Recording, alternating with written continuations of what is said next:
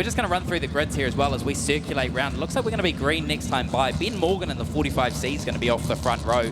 Next to Ryan Baker in the 17A. Jaden Worthington in the 63A out of grid number 3 with Ben Vaughan out of grid number 4 in the 57M. Ben Morrison off grid number 5 in the 97A with Hayden Williams in the 27M out of grid number 6. Peter Honeybell out of grid number 7 in the 39A with Brad Mosen out of grid number 10 in the 10A. Oh, grid number 8, sorry, in the 10A. Got all mixed up there. 73M of Carlos Stone on the inside of row number 5 out of grid number 9 with the 78 of CJ Wilson out of grid number 10. And all alone on the back row there, our current USAC National Midget Champion, Cannon McIntosh. So keep an eye on the One USA back there. You can't miss him in that American flag design. The gold seat. Beautifully presented bullet by Toyota chassis down there. How many bends do you need for one race to make it exciting, Hayden? The answer would be all of them, as you've got 3 of them locked in for this one. None other than Ben Morgan from Ruapuna on your front row. This is good, folks. Get ready. Midget car racing at its finest. BYD Shark 6 pace truck pulls to the infield down the back straightaway there as well. We're going to be green out of turn number 4 at the CRC. 556 start can. Ben Morgan, Ryan Baker, that's your front row. We're green for heat race number 3 for the midgets. What a start. The total access 45C dives down on that low line. Can Baker wind up the rubber band? Not enough this time round. Morgan locks himself into first. Here comes Ben Morrison also right in front of Ben Vaughan. Lap number 1. The total access 45C of Ben Morgan. What a lap by Hayden Williams as well. From about 6th, worked his way up into the 3rd position and wasted no time. As further back, Cannon McIntosh gets stopped up by Brad Moser with a little mistake down there in turn number 2. Yeah, absolutely. Carlos Stone just punching his nose into the conversation as well. And here goes Vaughan on the outside. Honeybell too. Oh, big up and over from Baker. And that was huge, the height on it. Right in the middle of turns 1 and 2. Unfortunate there for Ryan Baker. Yeah, and we can see on the wall down there, right by the Porter Hire sign, just how early on the track he actually made contact with the wall there, climbed up, and it almost paints a picture as it works its way through. So we can see Ryan moving inside the car there, just switching off his switches and working his way through. We've got a thumbs up from Ryan inside the car in the Mahia ITM 17. So just rebuilding that car there as well, as we actually do have a replay on screen. As we can see Baker just gets up above the cushion, slams the wall up on the right rear. And then only at the end does he go for a little bit of a rollover. The rest of it was kind of a spin up around the axis of the car there. So really unfortunate for Ryan, as that's going to do a ton of damage, in excess of damage to the right rear with that first contact. And that then, landing, Hayden. And then he bounced off about every corner of the car on the way around as well. It's almost worse when you do that and you don't, the impact doesn't go through the cage, as you break all of your components that you bolt on. Yeah, he's out of the car though, folks. Go and put your hands together for him, putting on a show. Unfortunate, but hopefully Hayden will see him back out here later on tonight, if not definitely tomorrow for the 15th. We've got another replay in real time, folks, so check this out. Just how quickly was the 4 in the fluff? Hayden, that's the question as we watch the replay now. There he is, contact with the wall, up and over. Watch the end though, bang, right on that fuel cell, and it will send shocks right up his back too. But good to see he's going to walk away under his own, so that's a good sign. Yeah, the fans down there next to our Salter Cartage sign there in turn number 2 as well. Got a heck of a show as Ryan came to a stop down in front of them there. So Ryan with a bit of, they're going to have a lot of work to do to get that thing turned around for our feature event later on tonight. They do have a bit of time as well, as they have about 5 events and some of those longer events out here as well before the 40 lapper. As you can see, the disappointment in Ryan's face. I mean, you asked, is it 4 in the fluff? When the cushion is that high to the wall and there's not much to lean on, it's when you're above it, it's not good. Yeah, absolutely. But how good, though, Hayden, and impressive was the start from young Ben Morgan. Now, this kid, obviously a second time up into the North Island and putting on some shows. Unfortunately, didn't qualify for much last year, getting stuck in those last chance races. Already in one feature, he's managed to qualify in the top 5. Right now, looking very strong out the front of the total access number 45C.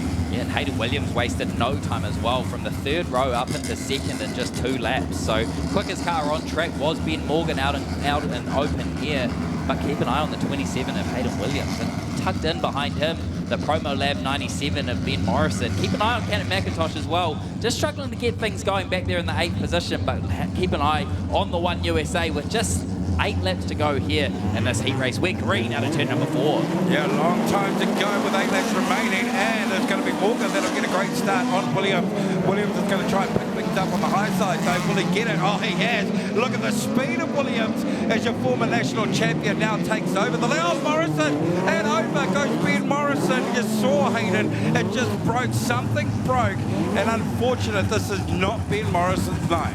Yeah, I missed the start of that one. All I saw was him climbing along the fence there, as we can see Ben parked on his side there. I think it's going to be a blessing for the One USA of Cannon McIntosh, as we had an error out of Peter Honeybell, who came to a rest very briefly out of turn number 2, and Cannon was climbed all over the cockpit of the 39 down out of turn number 2 and actually dropped a significant margin to the field there as well. So definitely looked like something had gone amiss in the front of that car as he entered into turn number 3, Hayden. Just wondering if he may have hit those bumps that they were talking about, Nick and Graham down there, and it's caused some damage, but didn't look like he made any contact with anybody else as he climbed out of that car. So come on, folks, put your hands together for him. He's A-OK. That is Ben Morrison, the 97. Interesting to see what happened, Hayden. Yeah, we got a double thumbs up there from Ben as well, so he says he's all good.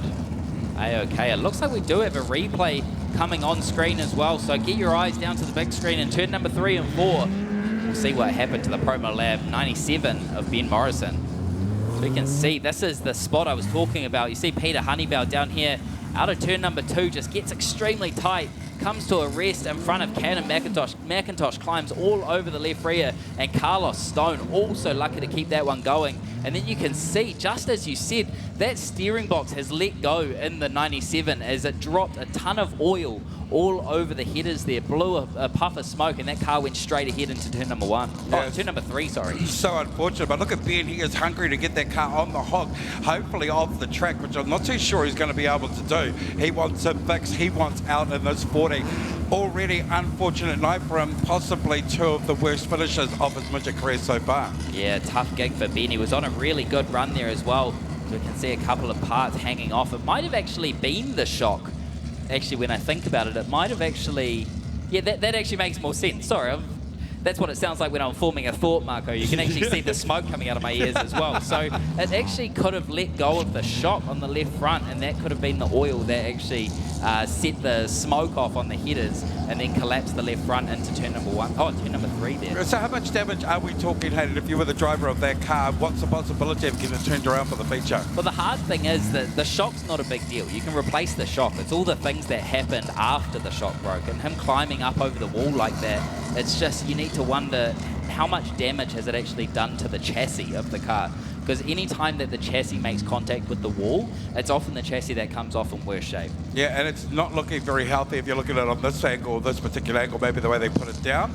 But hopefully, you can see it right in front of you actually, parked up. It's a bit of work to do for the 97 car to get back out tonight. Yeah, absolutely, and they'll need to evaluate the chassis, as I mentioned there as well, to see if it is safe to head out for tonight's 40 lap, or if he can get out, he'll have a ton of work to do as well after a bad first heat race and then a challenging second heat race here as well. Ben Morrison with a lot of work to do later on, as it sounds like the shock tower had actually snapped off is the word that I'm getting, so real unfortunate for Ben Morrison there. But no question about your leader, still a lot of time to go here in heat race number 3. Ben Morgan, Hayden Williams, that's your front row into turn number 3. And out of turn number 4, Ben Morgan leads them away. Great start from Morgan again. Just watch Williams once again. He will try and slingshot it off the high end of turn 2, and he's got it. Oh, Morgan's going to play defence though. Great stuff. He'll lock into first. Where's Cannon though? Is he fired off the cannon? Not quite, as he sits behind the rocket man of Brad Moser. Yeah, all the cars kind of stopped up behind Jaden Worthington there in the 63. As we can see, CJ Wilson heads to the infield down here out of turn number 4. He's not very far off the racing surface, and we are going to have to go yellow here as well. It kind of looked like he planned to make that race stop actually, so maybe he's wanted to get back on, get something checked. Didn't look like he had all intentions to go off and finish this race. No, I think you're right there as well. I'm not quite sure when that car actually lost power as well, as he appeared from the left-hand side of the commentary box, as we are relatively blind down there in turn number 3.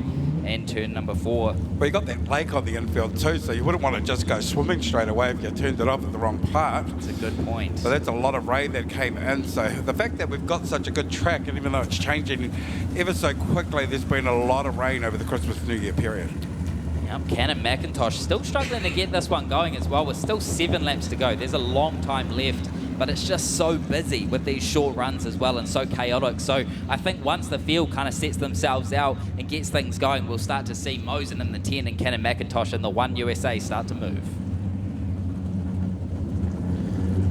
As into turn number 3 and out of turn number 4. We're going to be green once again. 7 laps to go here in heat race number 3. Ben Morgan's got it again. Oh, Ben Vaughan just got it all out of sight in front of Cannon. He had to slam on the brakes. He quickly threads the needle and goes up a couple of positions, works his way around Worthington. Does that ever so quickly. 3 cars in 1 lap as he starts the attack on the New Zealand champions of Peter Honeybell and Mosen in 1 pass.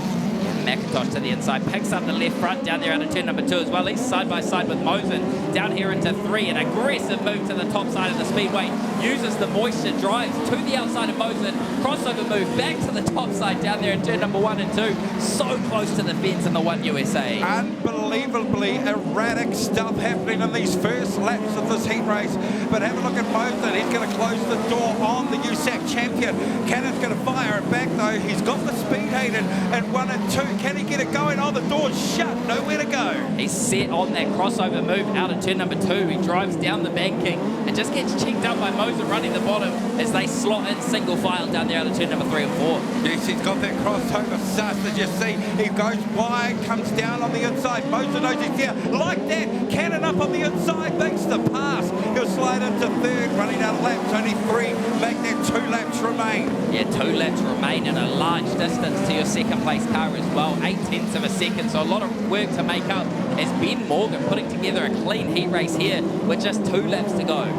That's right, he's going to see the white flag this time by the Total Access 45C from the mainland. None other than Ben Morgan, your leader at this stage. Williams in 2nd, McIntosh with that final run. But here he is, folks, from out of Ruapuna Speedway here at Lucas Oil, Auckland. It's a win for Ben Morgan. Morgan with a great drive there, 0.7 of a lead, wrapping that one up, driving away from ex-New Zealand champion Hayden Williams as well, withstanding several late restarts, or early restarts, should I say, as we struggled to get this heat race going. But the Total Access 45 of Ben Morgan takes this one away. As on screen, we're just going to finalise those results. Ben Morgan gets this one going with a 0.7 lead over Hayden Williams, as I just mentioned there, with Canon McIntosh driving all the way up to 3rd position with a bit of chaos at the start. Brad Mosen drops back to 4th position there with Peter Honeybell rounding out your top 5. Saw the car come off on the hook. It looks quite badly damaged. Just in your mind's eye, what did you see?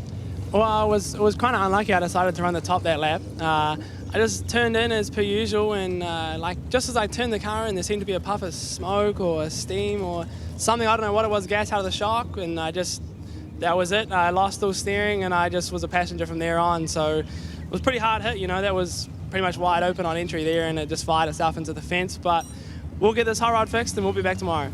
That's the main thing. First and foremost, you're okay, but the car's a little bit more the worse for wear. If we come and have a look, it's hard to know whether this happened before or after his contact with the wall, but this is what we call the shock tower, where the shock absorbers mount down to the axle.